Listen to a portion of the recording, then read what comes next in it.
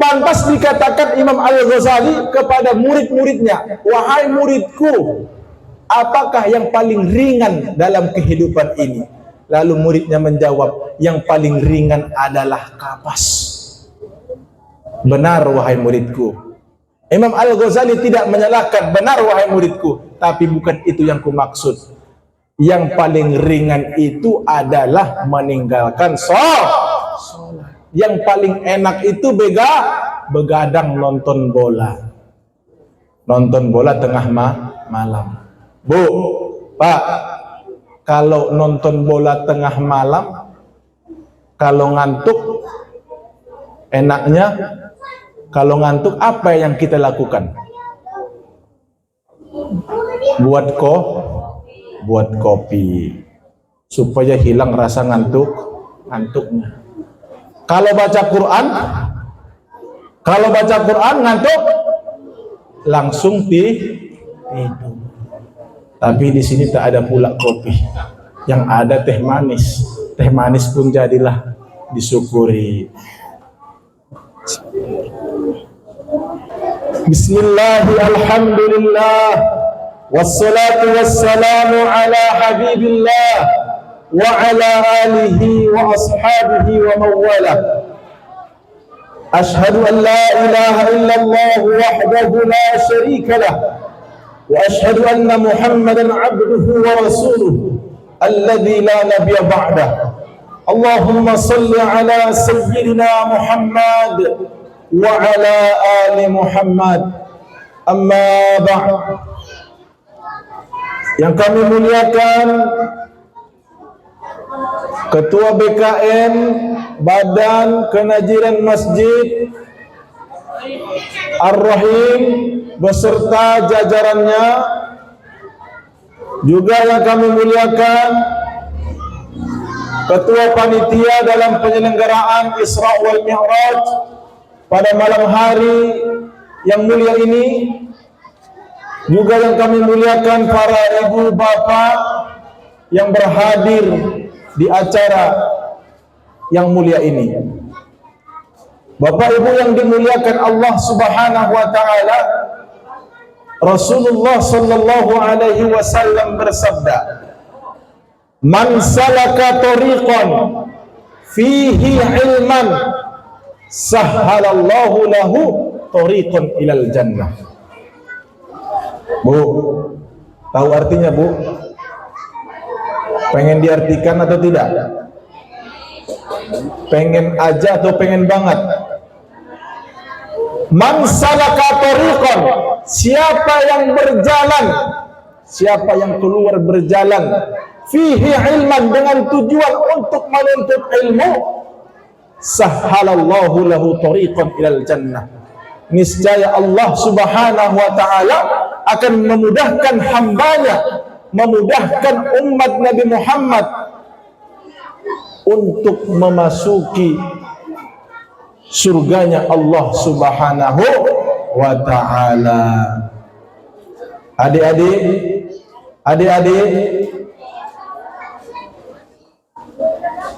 bisa diam adik-adik? Nanti kalau adik-adik tak diam, tak dapat kue, udah dibagi kuenya. Atau nanti kalau adik-adik tak bisa diam, Ustadz lapor nanti ke pihak polisi. Bapak ibu yang dimuliakan Allah Subhanahu wa taala, tiada kata yang paling mulia untuk kita ucapkan melainkan kalimat alhamdulillahi rabbil alamin, sebagai tanda rasa syukur kita kepada Allah Subhanahu wa taala. Di malam yang penuh berkah ini, Allah Subhanahu wa taala masih memberikan kita nikmat, yaitu nikmat kesehatan, nikmat keimanan, ketakwaan, keringanan langkah. Dengan kesehatan, keimanan, ketakwaan, keringanan langkah, kita masih dapat berkumpul di majlis yang penuh barakah ini. Mudah-mudahan semua yang berhadir pada malam hari ini, Allah permudah jalannya nanti menuju surganya Allah Subhanahu wa ta'ala. Bapak Ibu yang dimuliakan Allah Subhanahu wa taala, ada suatu riwayat mengatakan bahwa seorang hamba tidak akan ditambah rezekinya sebelum ia mengucapkan alhamdulillah. Subhanallah walhamdulillah wa la ilaha illallah wallahu akbar wa la hawla wa la quwwata illa billahil aliyyil azim.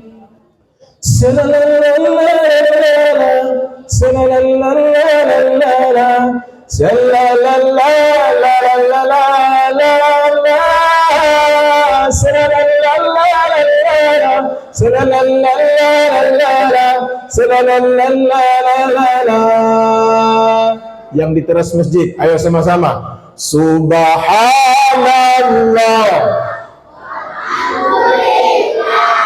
wa la ilaha illallah wallahu akbar wa la hawla wa la quwwata illa billahil aliyyil azim. Bapak-bapak, ibu-ibu, subhanallah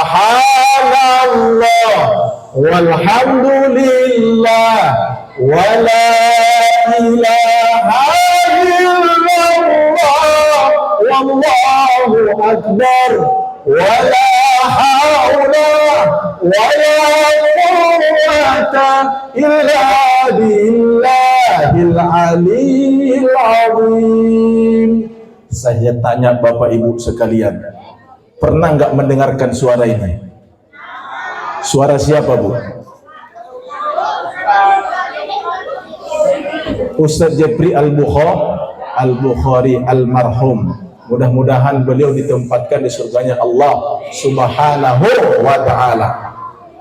Sebelum masuk isi, saya teringat ketika Rasulullah sallallahu alaihi wasallam bermi'raj, melewati 7 lapis langit. Melewati 7 lapis langit, singgahlah dia di suatu tempat yang bernama Mustawa. Jadi Mi'raj itu bukan 7 lapis langit langsung ke Sidratul Muntaha. Singgahlah Nabi ke Mustawa. Lalu ia melihat seseorang duduk di dalam suatu tempat. Kemudian Rasul pun bertanya kepada seseorang tersebut, wahai seseorang yang ada di sana,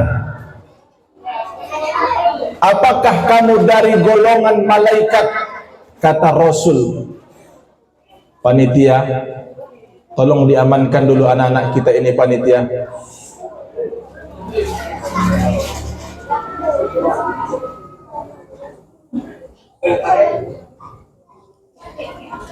Kita lanjut. Lalu apa kata Rasul? Apakah kamu dari golongan malaikat? Lalu seseorang tersebut menjawab, tidak. Atau golongan dari jin? Tidak. Lalu kamu dari golongan mana? Lalu dijawab seseorang tersebut yang berada di Mustawa, saya ini dari golongan manusia biasa. Lantas kenapa kamu bisa berada di tempat yang mulia ini? 7 lapis langit sudah kamu lewati. Bahkan di setiap langit ribuan malaikat ada nabi. Dulu waktu saya hidup di dunia, mulut saya, lidah saya selalu dibasahi dengan zikir. Yang kedua, saya dulu hidup di dunia, selalu saya menjaga mulut saya daripada perkataan-perkataan yang kotor. Saya tidak menggibah, saya tidak menghina, saya tidak mencela orang lain. Yang ketiga, dulu waktu hidup saya di dunia, saya ini patuh kepada kedua orang tua saya, sehingga Allah Subhanahu wa ta'ala memberikan hadiah kepada saya ditempatkan saya di mustawa ini. Ternyata gali digali, seseorang tersebut ini adalah orang yang suka berzikir kepada Allah Subhanahu wa taala. Mudah-mudahan tadi kita berzikir dengan mengucapkan kalimat tasbih tahmid, kita termasuk bagian daripada orang-orang yang ditempatkan di mustawa tersebut. Bapak Ibu yang dimuliakan Allah Subhanahu wa taala, salawat dan salam senantiasa kita hadiahkan kepada keruh junjungan alam Nabi Muhammad sallallahu alaihi wasallam, yang merupakan contoh suri tauladan yang baik bagi kita, yang mengajarkan nilai-nilai kebaikan dan mencegah daripada nilai-nilai keburukan. Dalam hadis Rasulullah sallallahu alaihi wasallam bersabda tentang keutamaan orang yang bersolawat, apalagi di bulan Sya'ban ini Allah lipat gandakan amal ibadahnya. Di bulan Sya'ban ini bulannya Nabi Muhammad sallallahu alaihi wasallam. Orang yang memperbanyak salawat, maka semakin banyaklah dihapus oleh Allah Subhanahu wa taala kesalahan-kesalahan yang ada di dalam diri kita. Man shalla alayya salatan sallallahu alaihi asran. Siapa yang bersolawat kepadaku walaupun satu kali, Allahumma salli ala sayyidina Muhammad wa ala ali Muhammad, niscaya Allah Subhanahu wa taala akan bersolawat kepada kita 10 kali 10 kali solawat. Allah bersolawat kepada umatnya 10 kali solawat. Bagaimana Allah bersolawat kepada hambanya? Di dalam riwayat yang lain dijelaskan bahwa Allah itu menghapus 10 kesalahan yang ada di dalam diri kita. Bayangkan ibu, bapak, tadi kita berjalan melihat yang bukan mahram kita, yang bukan halal bagi kita untuk melihatnya, maka itu termasuk bagian daripada dosa. Kalau ibu-ibu, andai saja tadi berjalan sambil, mohon maaf, sambil menceritakan aib-aib seseorang, lalu di sini datang ibu bersolawat bersama, maka Allah hapuskan kesalahan ibu yang tadi ketika menceritakan aib-aib seseorang tersebut. Sallallahu ala Muhammad, sallallahu alaihi wasallam, sallallahu ala Muhammad, sallallahu alaihi wasallam. Semuanya. Sallallahu ala Muhammad, sallallahu alaihi wasallam, sallallahu ala Muhammad, sallallahu alaihi wasallam. Anta syamsun, anta badrun, anta nurun fawqa nuri. Anta syamsun, anta badrun, anta nurun fawqa nuri. Anta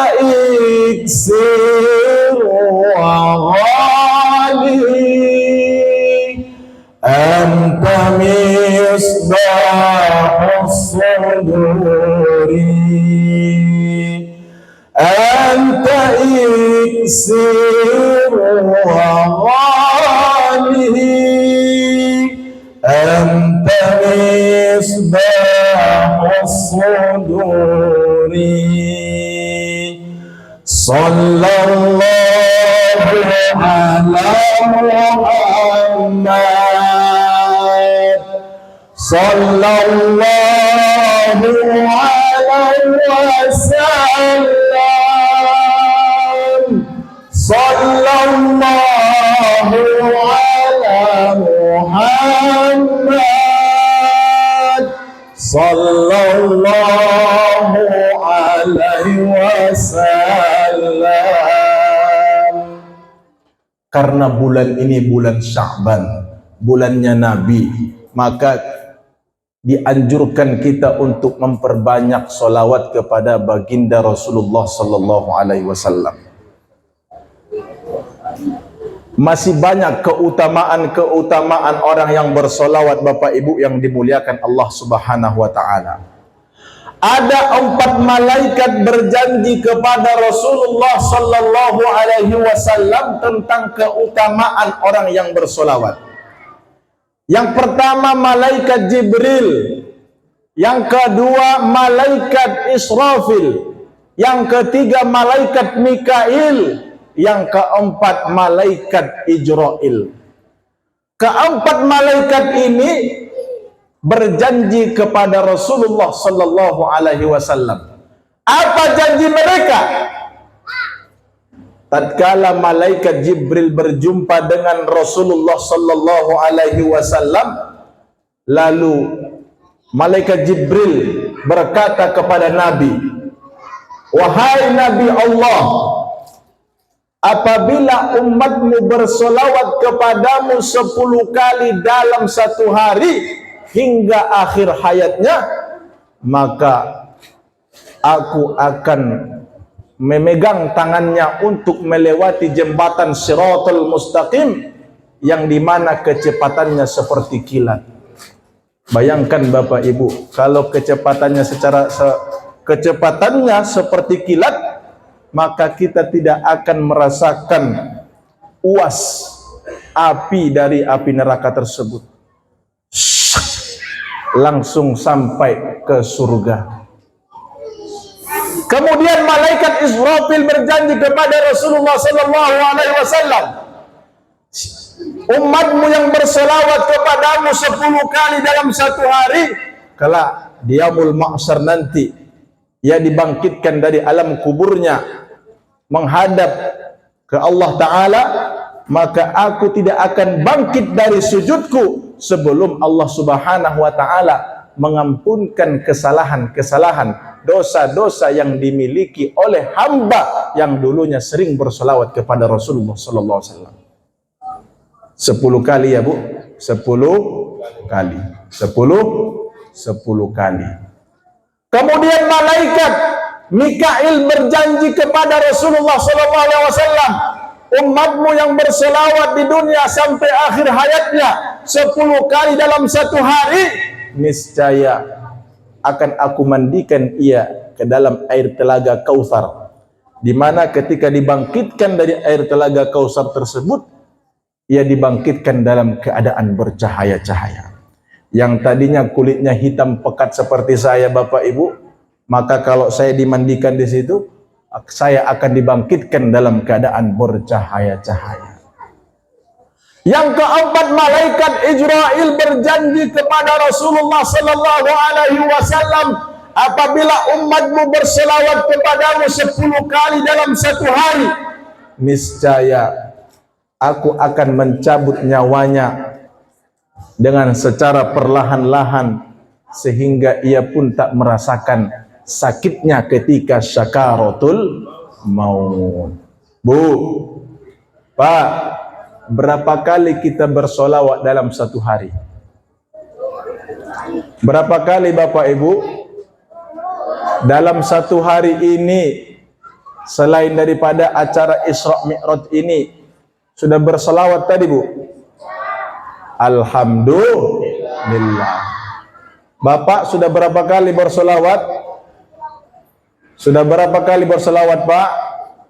Sebenarnya kalau kita melaksanakan sholat 5 waktu, di sholat 5 waktu itu selalu kita bersolawat.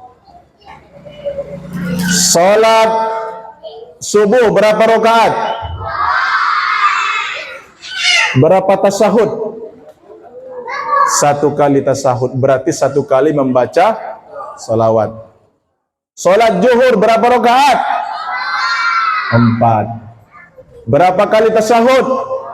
2 kali. Berapa kali kita membaca salawat? 2 kali. Tambah 1 tadi 3 kali. Asar 2 kali juga, tambah 3 5. Maghrib 2 kali juga, tambah 5 7. Isya 2 tambah berapa tadi?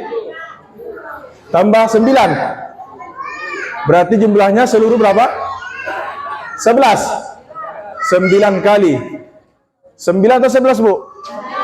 9 kali, berarti kurang 1 lagi. Makanya ketika kita selesai melaksanakan sholat, agar kita tidak dicoba oleh iblis, kita itu hendak membaca sholawat. Allahumma sholli ala sayyidina Muhammad wa ala ali Muhammad. Orang yang dekat kepada Allah Ta'ala, termasuk orang yang melaksanakan sholat, termasuk orang yang membaca Quran, kuat iblis untuk menggoda kita. Maka perbanyak membaca sholawat untuk mendinginkan sholat kita, untuk mendinginkan bacaan-bacaan Al-Quran kita selesai kita sholat kita baca Allahumma sholli ala sayyidina Muhammad wa ala ali Muhammad, Allahumma sholli ala sayyidina Muhammad wa ala ali Muhammad. Bapak Ibu yang dimuliakan Allah Subhanahu wa ta'ala, sudah berapa menit, Bu? Sudah 5 menit, Bu, ya. Sudah 5 menit. Di dalam pertemuan, kalau tidak ada perkenalan, agak janggal rasanya, Bapak Ibu sekalian yang dimuliakan Allah Ta'ala. Agak janggal rasanya, tak kenal makanya tak cinta. Cinta itu bukan harus memiliki, ya. Ada bentuk-bentuk cinta, bermacam-macam cinta. Cinta kepada guru, cinta kepada suami, cinta kepada istri, cinta kepada anak, semua cinta. Tapi cintanya itu ada posisi-posisinya. Kalau kita belum kenalan, besok ibu lewat, tak kenal saya. Karena kita tak kenalan, lalu ibu menganggap saya itu sombong.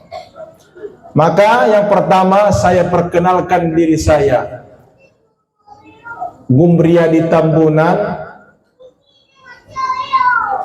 gelarnya Esos SPD. Esosnya dapat dari UIN, Fakultas Dakwah dan Komunikasi. Kalau SPD-nya dapat dari Al-Hikmah. Sebenarnya saya dari alumni Mesir.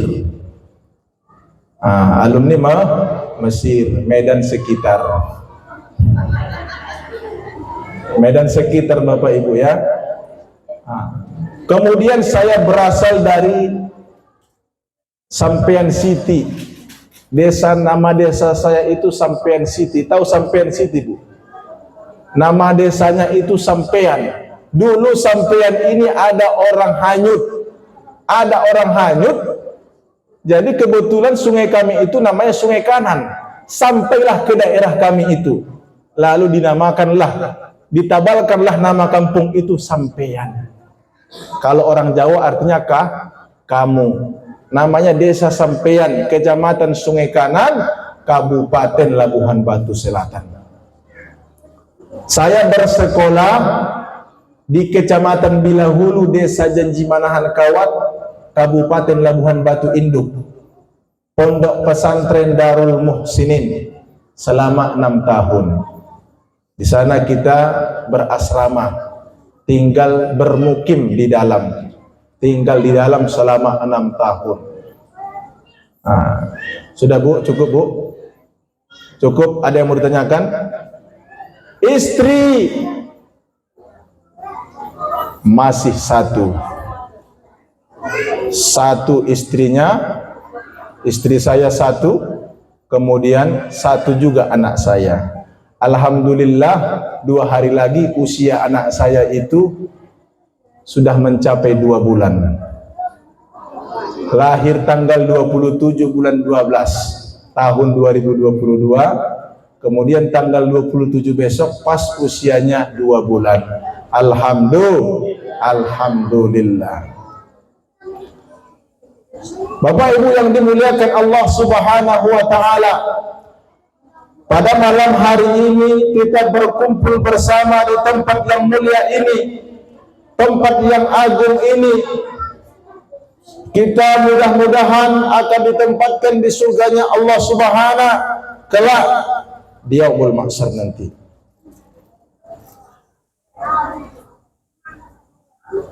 Bercerita tentang peristiwa Isra wal Mi'raj Nabi Muhammad sallallahu alaihi wasallam. Maka dengarkan baik-baik Bapak Ibu yang dimuliakan Allah Subhanahu wa taala. Saya sebentar akan menceritakan peristiwa Nabi Muhammad sallallahu alaihi wasallam ketika Isra wal Mi'raj. Ya. Di dalam kitab Nurul Yakin dijelaskan, di dalam kitab Ad-Dardir juga dijelaskan bahwa berbeda Isra dengan Mi'raj. Berbeda Isra dengan Mi'raj. Dek, ada yang tahu arti Isra? Ada yang tahu? Yang tahu nanti dapat hadiah. Apa perbedaan Isra dengan Mi'raj? Kalau Isra itu diperjalankan Nabi Muhammad sallallahu alaihi wasallam dari Masjidil Haram hingga ke Masjidil Aqsa. Kalau Mi'raj diperjalankan Nabiullah Muhammad sallallahu alaihi wasallam dari Masjidil Aqsa hingga ke Sidratul Muntaha berjumpa dengan Allah Ta'ala. Bapak Ibu yang dimuliakan Allah Subhanahu wa taala, anggap saya sedang mengajar Bapak Ibu ya. Allah Subhanahu wa taala berfirman sebagaimana yang dilantunkan oleh qari kita tadi.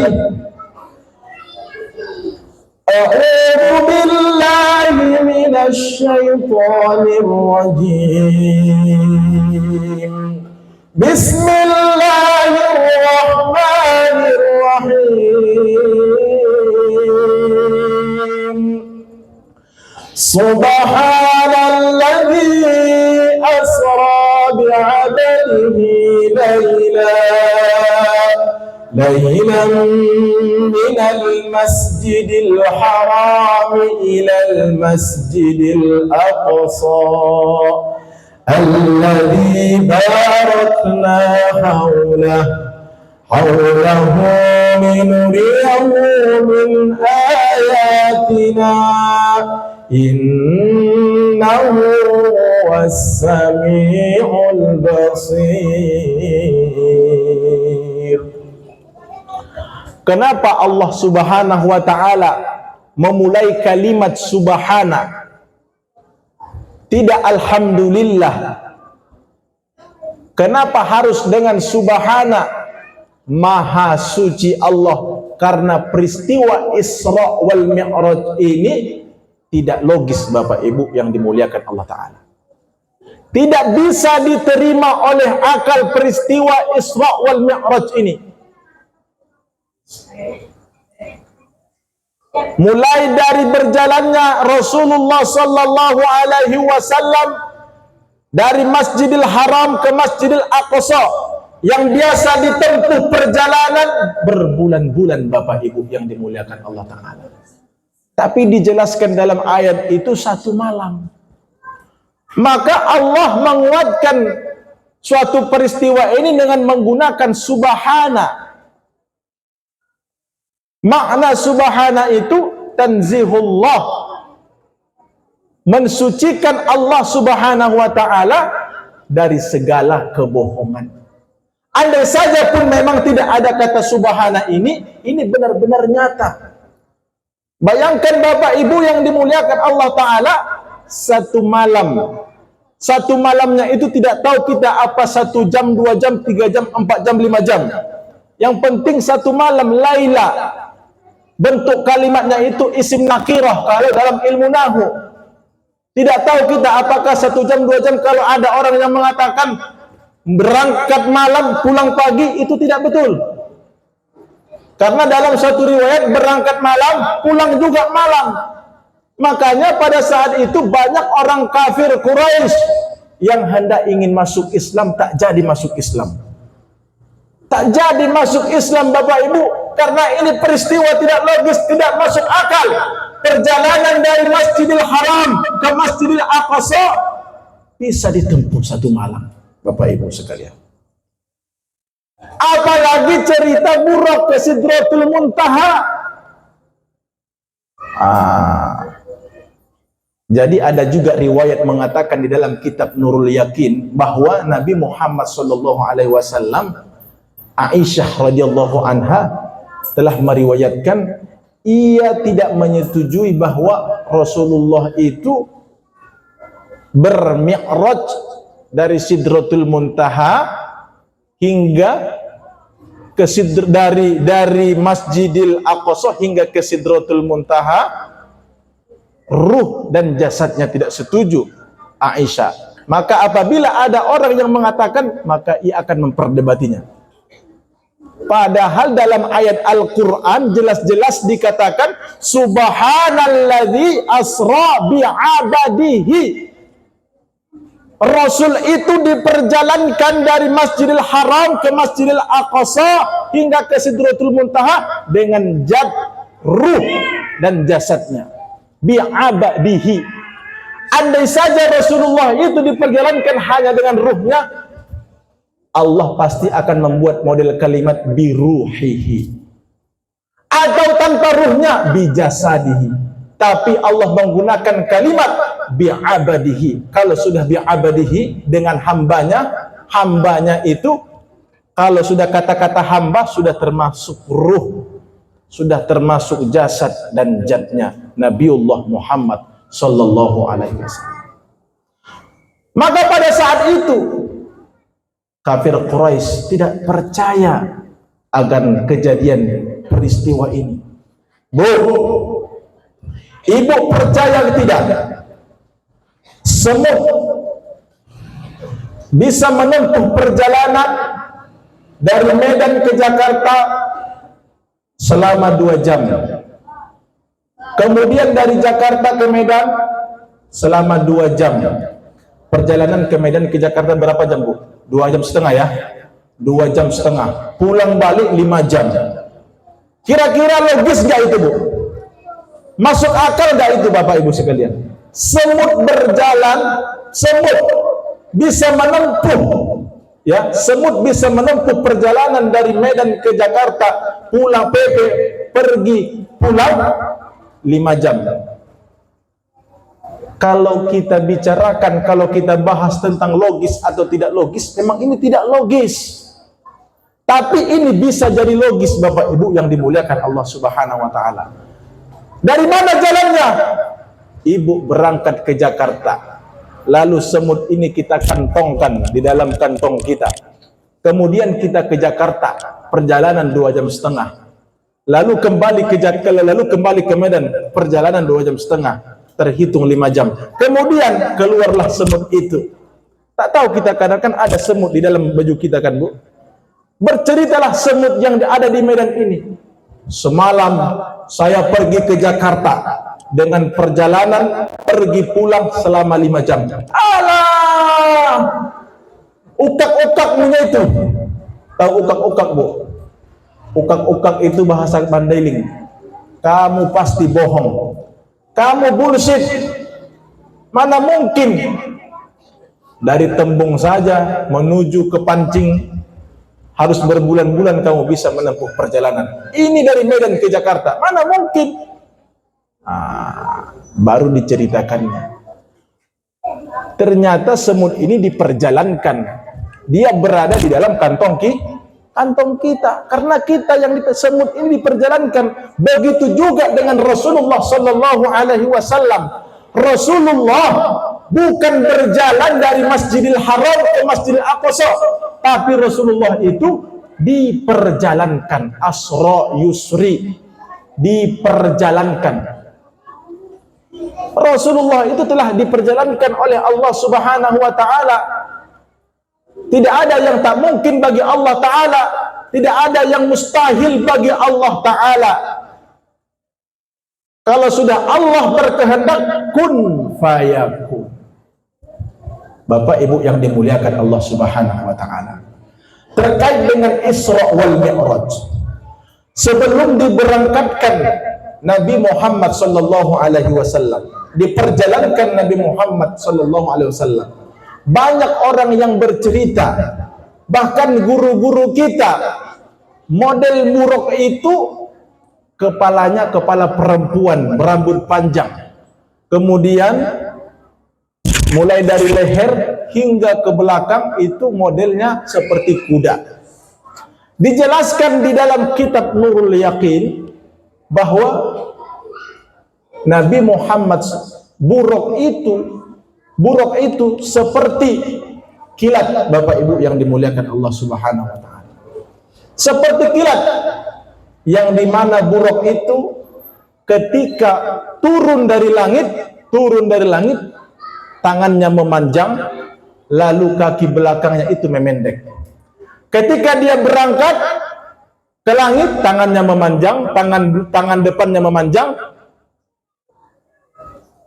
kaki belakangnya memanjang, tangan depannya memendek. Lalu bagaimana ciri-ciri buruk tersebut?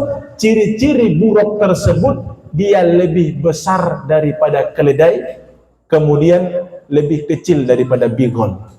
Saya tak tahu apa itu bigol, Bu. Bigol ini berada di tanah Arab, Bapak Ibu yang dimuliakan Allah Subhanahu wa Ta'ala. Jadi begitu gambaran daripada buruk. Jadi jangan kita pernah berpikir bahwa buruk itu wajah kepalanya itu kepala manusia, bukan. Dia itu seperti kilat. Seperti kilat yang besar daripada keledai dan kecil daripada bigol. Kemudian banyak orang lagi yang mengisahkan bahwa Nabi Muhammad sallallahu alaihi wasallam yang dimana sebelum Isra wal Mi'raj dicuci hatinya daripada sesuatu hal-hal yang kotor.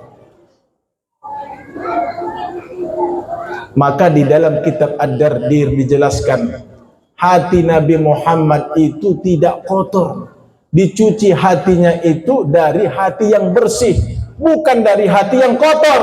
Kalau ada orang yang mengatakan hati Nabi Muhammad itu dicuci, dibersihkan dari hati yang kotor, maka orang tersebut berarti belum mempelajari kitab-kitab salaf. Apa itu kitab-kitab salaf? Kitab-kitab lama, kitab-kitab yang berbaris gundul, tidak memiliki baris, tidak memiliki harkat. Hati Nabi Muhammad itu bersih. Tidak ada kekotoran dalam hati Nabi Muhammad sallallahu alaihi wasallam.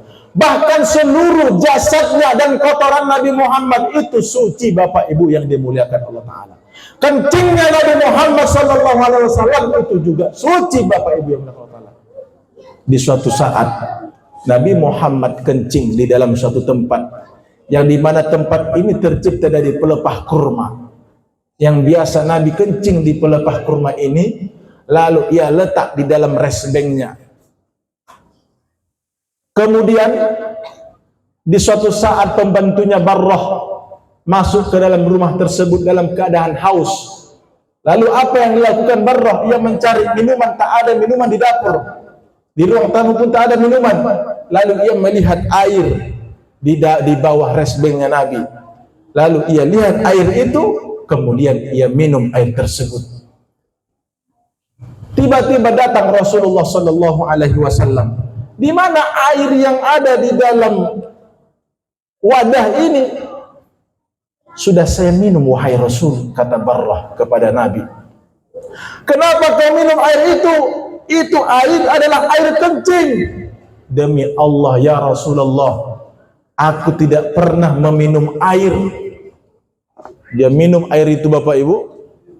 Bismillahirrahmanirrahim. Tidak pernah aku meminum air sesegar ini ya Rasulullah seumur hidupku. Lalu apa kata Rasulullah sallallahu alaihi wasallam? Kamu minum air itu, selama-lamanya kamu tidak akan sakit perut. Tapi satu kali itu dia minum, tidak tiap hari dia minum, Bapak Ibu yang dimuliakan Allah Ta'ala.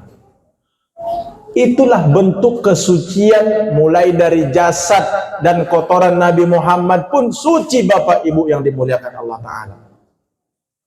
Nabi Muhammad itu adalah manusia, tapi berbeda dengan manusia yang lain. Jangan kita pikirkan bahwa Nabi Muhammad itu sama dengan kita. Jasadnya Nabi Muhammad itu sama dengan jasad kita. Waktu diciptakan Nabi Adam alaihissalam, Nabi Nur Muhammad itu sudah diciptakan berdampingan dengan nama Allah Ta'ala, dilihat oleh Nabi Adam alaihissalam. Jadi diciptakan dunia ini memang bukan karena Nabi Adam, tapi karena Muhammad sallallahu alaihi wasallam. Bukti kesucian jasadnya Nabi Muhammad sallallahu alaihi wasallam. Di suatu waktu Nabi Muhammad melakukan hijamah. Tahu hijamah Bapak Ibu sekalian? Hijamah itu kalau kita sekarang ini bekam. Diambil darah Nabi Muhammad sallallahu alaihi wasallam, kemudian ada sahabatnya bernama Abdullah bin Zubair. Abdullah bin Zubair, huna anta, ta'al huna. Hadha dam irmi ila makan la ya'rifuna an-nas. Buanglah darah ini ke tempat yang tidak diketahui oleh manusia. Lalu Abdullah bin Zubair, siap wahai Rasulullah. Dia siap perintah atas perintah Rasulullah sallallahu alaihi wasallam. Kemudian ia pun kebingungan. Kemanalah saya buang darah ini ya, dalam hatinya. Sementara di sekelilingnya ramai. Lalu ia berinisiatif, kalau saya minum ini kan darah Rasul. Rasul itu kan suci, makhluk yang suci, hamba yang suci. Lalu ia minum darah tersebut, kemudian kembali ke Rasulullah sallallahu alaihi wasallam. Abdullah bin Zubair, sudah jadi kamu buang darah itu? Sudah ya Rasulullah. Kemana kamu buang darah itu? Saya buang darah itu ya Rasulullah ke tempat sesuatu yang tidak diketahui satupun orang lain. Iya, kemana kamu buang? Saya buang ke dalam perut saya ya Rasulullah. Sampai Rasulullah pun terbahak, sampai Rasulullah pun ketawa, tidak pernah ketawa sampai keluar rahang giginya. Dia ketawa. Kenapa kamu buang darah itu? Supaya orang tidak mengetahui kemana saya buang darah ini, sesuai dengan perintah Rasulullah sallallahu alaihi wasallam. Jadi apa kata Rasulullah kepada Abdullah bin Zubair? Kau minum darah itu, maka api neraka tidak akan sanggup membakar jasadmu. Kira-kira logis atau tidak Bapak Ibu? Logis atau tidak Bapak Ibu? Nabiullah itu bashar, laisa kal bashar, tidak serupa dengan manusia lainnya. Jadi darah Nabi Muhammad itu diminum Abdullah bin Zubair dan tidak akan dibakar oleh api neraka. Kenapa? Karena ada di situ darahnya Rasulullah sallallahu alaihi wasallam. Tidak akan sanggup dia. Pintar memang Abdullah bin Zubair ini, sengaja dia minum. Bapak Ibu yang dimuliakan Allah Subhanahu wa taala. Jadi Rasulullah sallallahu alaihi wasallam ketika Isra wal Mi'raj sebelumnya memang dicuci hatinya dari hati yang bersih, bukan hati yang kotor. Ketika kita melihat piring yang sudah bersih, bayangkan Bapak Ibu, kita cuci lagi piring itu, maka hasilnya semakin bersih Bapak Ibu sekalian. Lalu diperjalankanlah Rasulullah sallallahu alaihi wasallam dari Masjidil Haram ke Masjidil Aqsa, singgah di Masjidil Aqsa. Apa kerja Rasulullah di Masjidil Aqsa? Salat 2 rakaat. Kemudian dari Masjidil Aqsa hingga ke Sidratul Muntaha. Sampai ke langit pertama, ia berjumpa dengan Nabi Adam. Ia berangkat ini bersama malaikat Jibril. Tok tok tok tok ke pintu langit pertama. Man anta? Ana Jibril. Wa man ma'aka? Muhammad. Qad bu'itha ilai? Apakah dia sudah diutus menghadap Allah Ta'ala? Sudah, wahai penjaga pintu langit yang pertama, kata malaikat Jibril. Lalu dibukakanlah pintu itu. Berjumpalah dia dengan Nabi Adam alaihissalam. Lalu marhaban, selamat datang wahai Nabiullah, anakku yang soleh. Ia doakan dengan doa-doa yang baik. Kemudian langit yang kedua berjumpa dengan Yahya bin Zakaria dengan Isa bin Maryam. Berjumpa, mereka sambut Nabi Muhammad sallallahu alaihi wasallam. Langit ketiga berjumpa dengan Nabi Yusuf, langit keempat berjumpa dengan Nabi Idris, langit kelima berjumpa dengan Nabi Harun, langit keenam berjumpa dengan Nabi Musa, langit ketujuh berjumpa dengan Nabi Ibrahim alaihi salam. Sama kejadiannya, tok sama semua kejadiannya. Mereka doakan Nabi Muhammad sallallahu alaihi wasallam. Tatkala di Mustawa tadi sudah saya ceritakan, sebelum dari pintu langit ketujuh itu berangkatlah Nabi Muhammad sallallahu alaihi wasallam ke Sidratul Muntaha. Sebelum berangkat Nabi Muhammad sallallahu alaihi wasallam, ia diperlihatkan lagi surga dan neraka, diperlihatkan keindahan-keindahan surga, dan diperlihatkan bagaimana keadaan neraka itu. Ternyata Rasul melihat lebih banyak penduduk neraka itu adalah kaum wanita, Bapak Ibu yang dimuliakan Allah Subhanahu wa taala. Ada sebuah riwayat, lalu kaum wanita bertanya kepada Rasulullah sallallahu alaihi wasallam, "Tadi khutbahmu ya Rasul ketika Idul Adha tadi, kamu menyinggung tentang wanita, yang dimana wanita itu banyak di dalam api neraka. Apa yang membuat ini banyak wanita dalam api neraka?" Di mana wanita tersebut sering meninggalkan sholat, tidak taat kepada Allah Ta'ala. Kemudian di mana wanita tersebut dia itu durhaka kepada suaminya, dia membangkang kepada suaminya, dia banyak menuntut kepada suaminya, sehingga inilah yang akan menyebabkan dia masuk ke dalam neraka.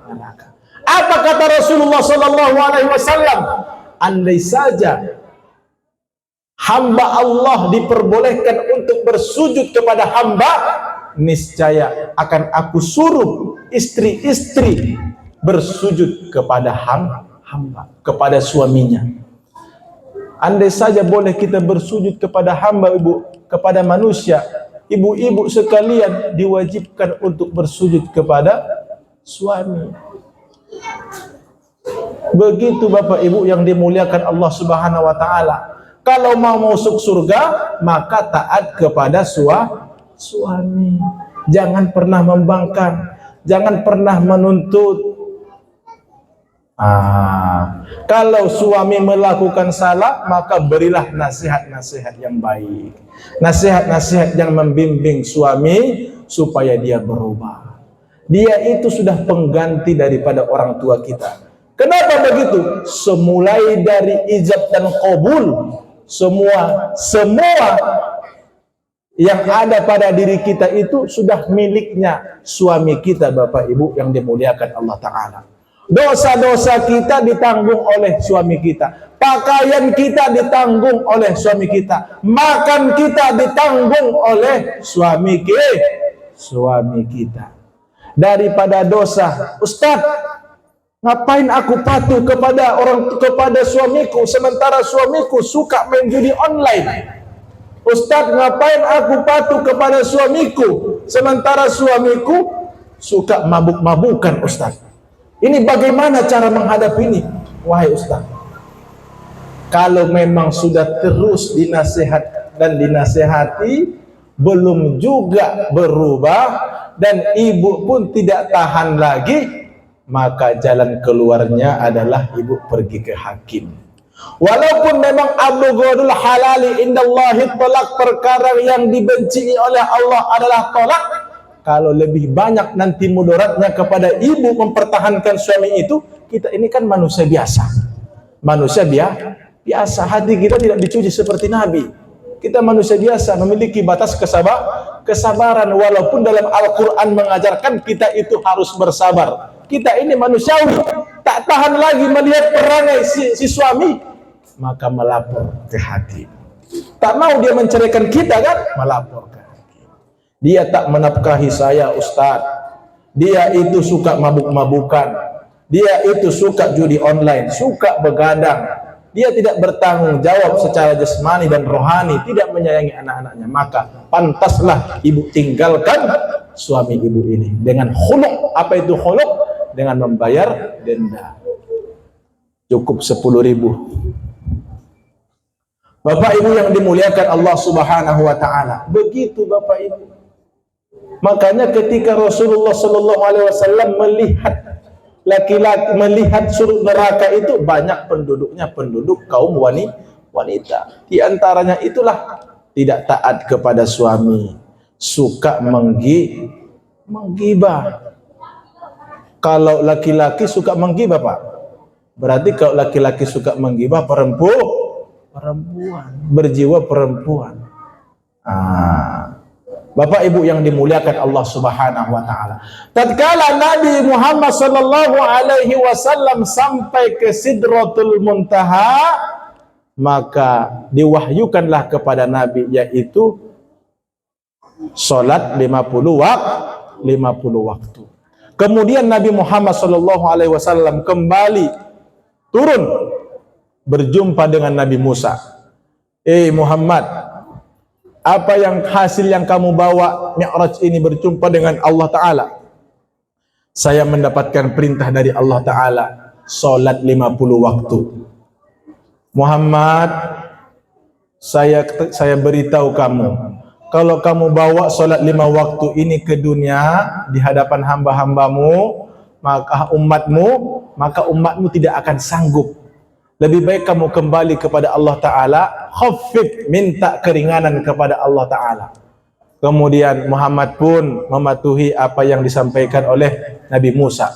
Kembalilah Nabi Muhammad, ia meminta keringanan bahwa dengan alasan bahwa tidak akan sanggup umatku, wahai Allah. Lalu dikurangi Allah lah 5 waktu. 5 waktu sehingga menjadi 45 waktu. Berjumpa lagi dengan Nabi Musa, tidak sanggup juga umatmu ini Nabi Muhammad. Terlalu dikit ini Nabi Muhammad yang dikurangi Allah Ta'ala. Tawar lagi, jumpai Allah Ta'ala, kembali ke Allah Ta'ala, minta keringanan lagi. Bolak-balik Nabi Muhammad berjumpa Allah, berjumpa dengan Nabi Musa, berjumpa Allah, berjumpa dengan Nabi Musa, sampai 5 waktu. Baru apa kata Nabi Muhammad sallallahu alaihi wasallam? Kata Allah Subhanahu wa taala kepada Nabi Muhammad sallallahu alaihi wasallam, satu waktu itu orang yang melaksanakan satu waktu seolah-olah ia melaksanakan 10 waktu. Orang yang melaksanakan 2 waktu seolah-olah ia melaksanakan 20 waktu. Orang yang melaksanakan salat 55 waktu seolah-olah dia itu 50 waktu. Maka bawalah ini wahai Nabi Muhammad. Kemudian berjumpa lagi dengan Nabi Musa. Wahai Muhammad, 5 waktu itu tak akan sanggup umatmu. Kira-kira betul nggak yang dibilang Nabi Musa ini, Bapak Ibu sekalian? Betul atau tidak? Pak, kalau sholat subuh berapa sof yang hadir mengikuti sholat berjamaah di masjid? Separuh, berarti ada 3 sof. Separuh sof, berat separuh sof. Saya kurang pandai matematika ini. Separuh berarti Pak ya. Kita bayang, kita itu di separuh itu dikit atau banyak? Dikit ya, dikit. Pantas dikatakan Imam Al-Ghazali kepada murid-muridnya, wahai muridku, apakah yang paling ringan dalam kehidupan ini? Lalu muridnya menjawab, yang paling ringan adalah kapas. Benar wahai muridku. Imam Al-Ghazali tidak menyalahkan, benar wahai muridku, tapi bukan itu yang kumaksud. Yang paling ringan itu adalah meninggalkan sholat.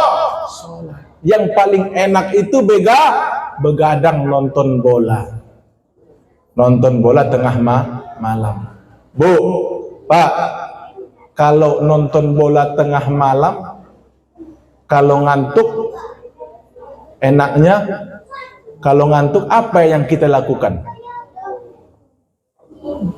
Buat kopi supaya hilang rasa ngantuknya.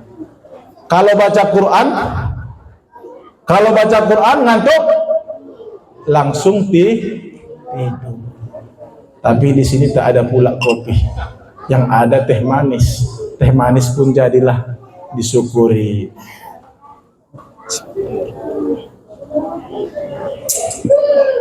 Alhamdulillah. Bapak Ibu yang dimuliakan Allah Subhanahu wa taala. Maka pantas dikatakan Nabi Musa alaihi salam, tak sanggup umatmu itu melaksanakan salat 5 waktu. Tak sanggup, makanya kamu kembali. Lalu apa kata Nabi? Saya sudah malu wahai Nabiullah. Bolak-balik saya menjumpai Allah Ta'ala. Dari 50 waktu hingga 5 waktu. Tak mungkin lagi saya menjumpai Allah Ta'ala. Sudah malu saya wahai Nabiullah. Kemudian Nabi pun kembali ke bumi. Langsung ke bumi Nabi Muhammad sallallahu alaihi wasallam. Tidak lagi ke Masjidil Haram dan tidak lagi ke Masjidil Aqsa. Tatkala di pagi hari ia keluar di tempat keramaian, lalu berjumpalah dengan Abu Lahab. Ia ceritakanlah peristiwa tersebut. Belum selesai cerita itu, Abu Lahab memanggil kafir Quraisy. Wahai Ka'ab ibnu Luay, ta'al antum huna, ta'alu, kemari kalian semuanya. Nabi Muhammad belum dia tidak mau menyebutkan Nabi. Muhammad mau menceritakan peristiwanya tadi malam. Coba kita dengarkan.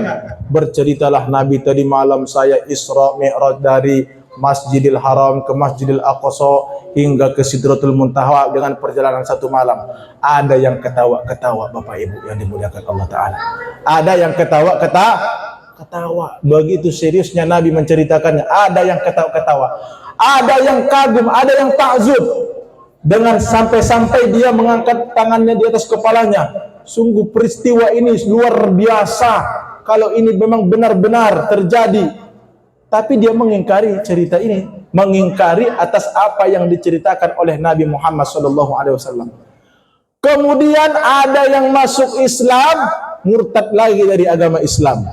Itulah seperti yang saya ceritakan tadi. Perjalanan berbulan-bulan. Kalau dia betul Mi'raj dari Masjidil Aqsa ke Sidratul Muntaha, naik apa dia? Pada saat itu tidak ada pesawat jet, tidak ada pesawat yang menjulang tinggi sampai ke langit yang ketujuh. Sampai sekarang pun tidak ada pesawat menjulang tinggi sampai ke langit ketujuh. Naik apa? Kan tidak masuk akal. Maka orang yang masuk Islam itu pun murtad. Bapak Ibu sekalian. Yang mau masuk Islam tak jadi. Ada yang beriman tapi imannya masih lemah. Ya hampir antara yakin antara tidak. Lalu dia pergi ke Abu Bakar. Dia ceritakan ke Abu Bakar, wahai Abu Bakar, tadi malam begini Rasulullah SAW. Apakah ini betul? Benar. Andai saja Nabi Muhammad SAW mengatakan warna cat dinding ini, yang hijau ini warna putih, maka aku katakan itu putih. Sehingga dijulukilah Abu Bakar itu Abu Bakar Siddiq. Bapak Ibu yang dimuliakan Allah Subhanahu wa taala. Jadi itulah apa hasil daripada Isra wal Mi'raj ini, seperti yang disampaikan oleh Ketua BKM tadi, yaitu perintah sholat. Itulah pentingnya perintah sholat itu. Ketika perintah zakat cukup Allah turunkan ayat dalam Al-Quran. Tidak perlu Allah panggil Nabi Muhammad. Ketika perintah haji cukup Allah turunkan ayat. Tak perlu Allah panggil Nabi Muhammad. Ketika perintah puasa cukup Allah turunkan ayat. Untuk berpuasa di bulan Ramadan tak perlu Allah panggil Nabi Muhammad. Tapi kalau sholat harus dipanggil oleh Allah Subhanahu wa ta'ala. Harus dipanggil karena sholat itu as-sholatu ra'sul ibadah. Sholat itu kepalanya ibadah. Bayangkan Bapak Ibu, kalau kita punya kepala, lalu kepala kita ini dipotong, ya, tak berfungsi kepala kita itu, maka apa hasilnya? Semua anggota tubuh ini tidak akan berdaya, Bapak Ibu yang dimuliakan Allah Ta'ala. As-salatu ra'sul ibadah, as-salatu mukhul ibadah. Salat itu puncaknya ibadah. Makanya di dalam hadis Rasulullah sallallahu alaihi wasallam, awwalu ma yuhasibuhu bihil 'abdu yaumal qiyamati as-salat. Amal yang pertama dihisab oleh Allah Subhanahu wa taala dari seorang hamba yaitu salat. Sepohon kayu daunnya rimbun, lebat buahnya serta bunganya, walaupun hidup 1000 tahun, kalau tak sembahyang apa gunanya?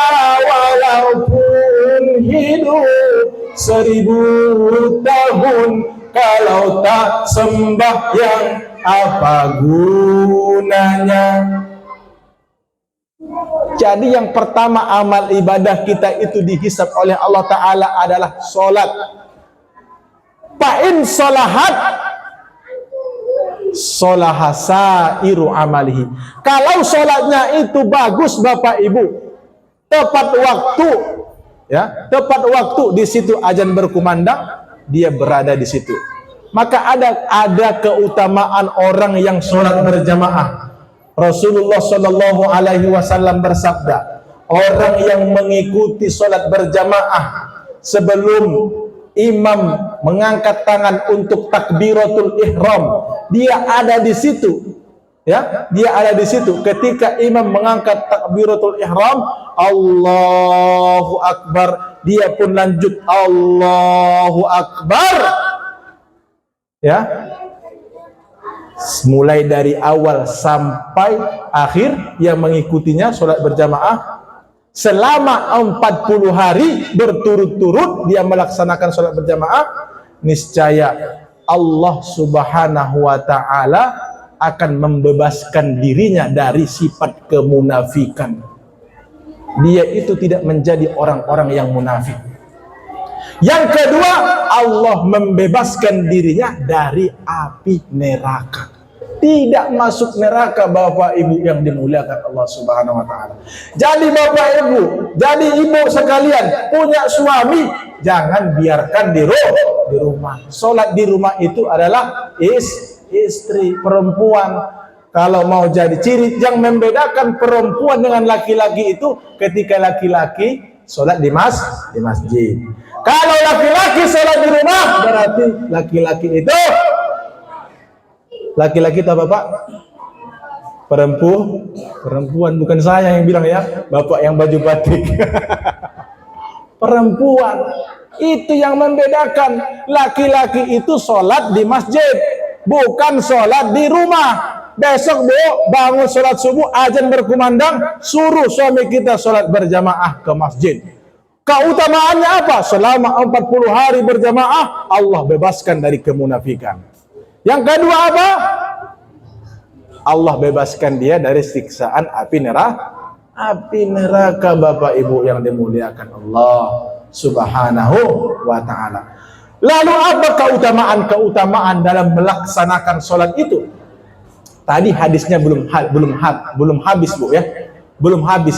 Fa'in sholahat sholahasairu amalihi. Apabila bagus sholatnya, maka baguslah seluruh amal ibadahnya. Puncak ibadah itu adalah sholat. Kalau tak bagus, fa'in fasada sairu amalihi. Kalau sholatnya rusak, maka rusaklah seluruh amalnya.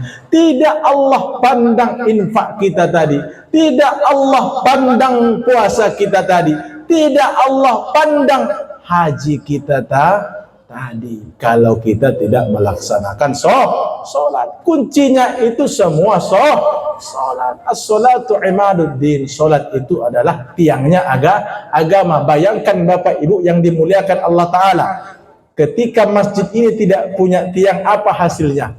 maka masjid ini akan roboh. Kemudian Bapak Ibu yang dimuliakan Allah Subhanahu wa taala, ketika anak ibu hari ini suka melakukan perbuatan-perbuatan yang mungkar, suka melakukan perbuatan-perbuatan yang jelek, barangkali bukan hanya anak kita Bapak Ibu, diri kita termasuk.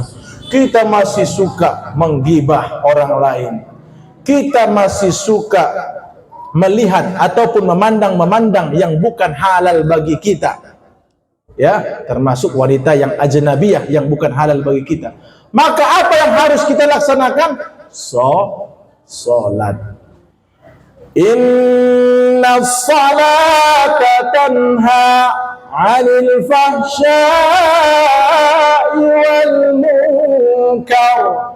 Sesungguhnya salat yang benar itu akan mencegah daripada perbuatan yang keji dan mungkar. Bu, apa perbedaan keji dan mungkar?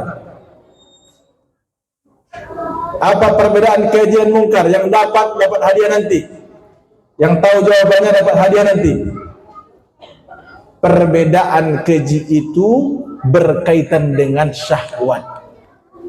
Kalau laki-laki memandang yang tidak mahram, yang tidak halal baginya untuk dipandang, ya, berkaitan dengan pornografi, mohon maaf Bapak Ibu, berkaitan dengan porno aksi, berkaitan dengan homoseksual LGBT, berkaitan dengan menggibah. Ternyata menggibah itu termasuk perbuatan yang fahsya. Memfitnah orang juga termasuk fahsya, perbuatan yang amat keji. Kemudian apalagi mungkar. Mungkar itu apa? Kita pergi dari rumah membawa sandal yang buruk, pulang dari rumah membawa sandal yang bagus. Karena kata Ustadz, ambil yang bagus-bagus, tinggalkan yang buruk. Ya, ambil sandal yang bagus. Apa ini? Oh ya. Ambil yang buruk, ambil yang bagus, tinggalkan yang buruk. Jadi salat, jadi kalau itu adalah perbuatan, contoh perbuatan yang mungkar. Mencuri yang bukan hak kita. Korupsi juga perbuatan yang mungkar. Bapak Ibu yang dimuliakan Allah Subhanahu wa taala, jadi kalau kita ingin terhindar diri kita, anak kita daripada perbuatan yang keji dan mungkar, maka suruh anak kita, ajak diri kita untuk melaksanakan sholat. Suatu ketika Anas bin Malik bercerita kepada Nabi Muhammad SAW, ada seseorang yang sedimana seseorang ini suka melaksanakan sholat 5 waktu, tapi setelah ia melaksanakan sholat 5 waktu, ia masih suka berbuat keji dan mungkar. Kemudian dilaporkan kepada Rasulullah SAW. Apa kata Rasulullah? Laksanakan sholat. Laksanakan sholat. Tak apa-apa. Di suatu saat perbuatan yang keji dan mungkar itu akan hilang. Kemudian beberapa saat melapor kepada Rasulullah. Ternyata si Fulan yang biasa sholat itu suka melakukan kemungkaran sudah berkurang ya Rasulullah. Bahkan hari ini dia sudah benar-benar bertaubat ya Rasulullah. Apa ku bilang? Kalau kita sholat, maka semua perbuatan yang keji dan mungkar itu insya Allah akan hilang. Walaupun kita beberapa banyak kejahatan-kejahatan yang kita lakukan Bapak Ibu, jangan pernah anggap sia-sia perbuatan. Jangan pernah anggap sia-sia sholat yang kita laksanakan itu. Semua sholat yang kita laksanakan itu akan dapat mengubah kita menjadi baik. Ya, yang salah itu orang yang tidak melaksanakan sholat. Imam Nawawi berkata, orang yang tidak melaksanakan sholat, ya, orang yang tidak melaksanakan sholat, maka dia itu adalah orang yang kafirnya nyata. Kalau Imam Malik, Imam Syafi'i, Hambali, Hanafi, kalau ia menganggap sholat itu karena malas, maka ini hanya dikatakan kufur nikmat, tidak kafir yang nyata. Tapi kalau dia anggap sholat ini bukanlah kewajiban, maka dia itu benar-benar kafir yang nyata. Bapak Ibu yang dimuliakan Allah Subhanahu wa taala, tentang salat. Orang yang tidak mau salat ketika di neraka nanti, Allah taala akan menulis, mencatat namanya di pintu-pintu neraka. Misalnya si Polan namanya, si Pohan namanya. Si Pohan ini tidak suka sholat, ditulislah di pintu-pintu neraka itu namanya Pohan-Pohan, dan dia itu bagian daripada penduduk neraka. Bapak Ibu yang dimuliakan Allah Subhanahu wa taala, mudah-mudahan kajian kita pada malam hari yang mulia ini tentang Isra wal Mi'raj dan hasil yang kita dapatkan pada malam hari ini dapat kita amalkan dalam kehidupan kita sehari-hari. Tadinya kita memang agak bermalas-malas melaksanakan sholat, mudah-mudahan di kemudian hari, mulai dari sekarang sampai seterusnya, kita itu rajin melaksanakan sholat. Kalau memang tadinya kita tidak melaksanakan sholat sama sekali, tak mau ke masjid, di rumah pun tak apa-apa. Yang sering sholat di rumah, maka sholatlah di masjid. Kita makmurkan masjid kita ini. Mari Bapak Ibu yang dimuliakan Allah Subhanahu wa taala, sebelum kita tutup kajian kita ini, mari kita berdoa kepada Allah Subhanahu wa taala untuk mengambil berkah.